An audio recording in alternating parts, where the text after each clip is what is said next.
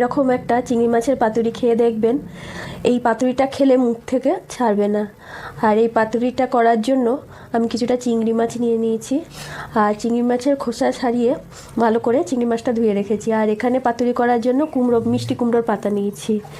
আর এখানে মশলার জন্য আমি কিছুটা পোস্ত নিয়ে নিয়েছি, আর কিছুটা পরিমাণ নিয়ে নেব সাদা সর্ষে, আর কিছুটা নিয়ে নেব কালো সর্ষে।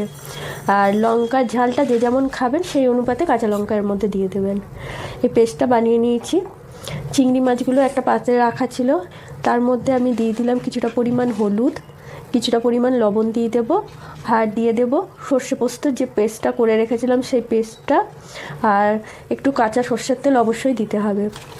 পেস্টটাকে ভালো করে ব্লেন্ডার থেকে নিয়ে নেব। ব্লেন্ডারের গায়ে অনেকটা লেগেছিলো, ওই জন্য একটুখানি ভালো করে পুছে ব্লেন্ডার থেকে পেস্টটাকে বার করে নিয়েছি। তারপর পেস্টটা নেওয়ার পর ভালো করে চিংড়ি মাছের সঙ্গে পেস্টটা আর যে মশলাগুলো দিয়েছিলাম, নুন, হলুদ, সর্ষের তেল, সেগুলো ভালো করে মাখিয়ে নেব। এবার দুটো করে মিষ্টি কুমড়োর পাতা নিয়েছি, দুদিকের পিছন দিকটা দুই দিক মুখ করে আমি নিয়েছি। ভালো করে চিংড়ি মাছটা ওর মধ্যে ভরে টুথপিক দিয়ে এগুলোকে গেঁথে দেবো। কুমড়ো পাতা দেওয়ার একটাই কারণ হলো কুমড়ো পাতাটা ভাতের সঙ্গে মেখেও কিন্তু খেতে দারুণ লাগে। আর কলা পাতাতেও এটা করা যাবে, কিন্তু কলা পাতাটা ফেলে দিতে হবে, কিন্তু কুমড়ো পাতায় করলে খেতে কিন্তু দারুণ লাগে। এইভাবে একে একে চিংড়ি মাছগুলো কুমড়ো পাতার মধ্যে নিয়ে ভালো করে মুখটা এঁটে দিতে হবে।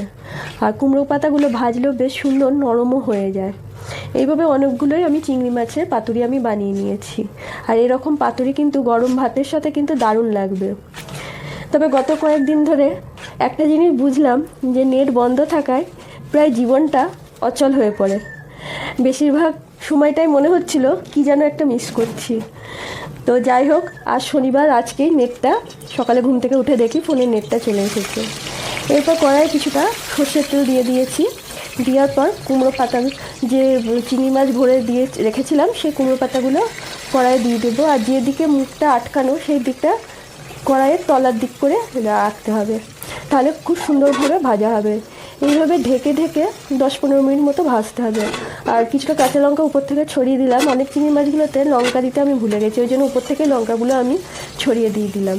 যার যেমন দরকার পড়বে সে সেইভাবে লঙ্কা নিয়ে খেতে পারবে।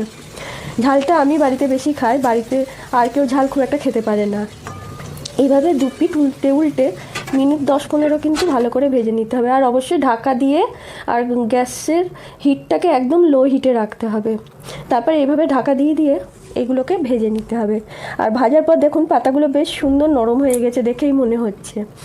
এইভাবে 10-15 মিনিট ভেজে রেখেছিলাম। তারপর আবার গ্যাসটা বন্ধ করে মিনিট 10 মতো গ্যাসের উপর আমি এগুলো বসিয়ে রেখেছিলাম কড়াইয়ের উপর।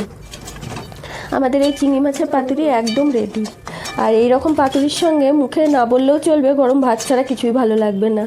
আর এইরকম চিংড়ি মাছের পাতুরি গরম ভাতের সাথে দারুণ দুর্দান্ত লাগে। খেতেও কিন্তু খুব সুন্দর হয়েছিল এই পাতুরিগুলো। কয়েকটা পাতা খুলে চিংড়ি মাছ বেরিয়ে গেছিলো, তো চিংড়ি মাছগুলো পাতার উপর আমি সাজিয়ে দিয়েছি।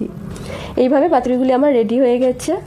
আর পাতুরির সঙ্গে গরম গরম ভাত আর চিংড়ি মাছের পাতুরি। কেউ যদি এইভাবে রান্নাটা করে থাকেন অবশ্যই আমাকে জানিয়েন। আর আমার রান্নাটা কেমন হয়েছে অবশ্যই কমেন্ট করে আমাকে কিন্তু বলবেন। আর এই পাতুরিটা খেতে কিন্তু দুর্দান্ত হয়েছিল। গরম ভাতের সঙ্গে এইরকম পাতুরি থাকলে আর কিছুই ভালো লাগবে না। আর এই পাতুরি একদম রেডি। আর খেতেও যা হয়েছিল খুবই সুন্দর।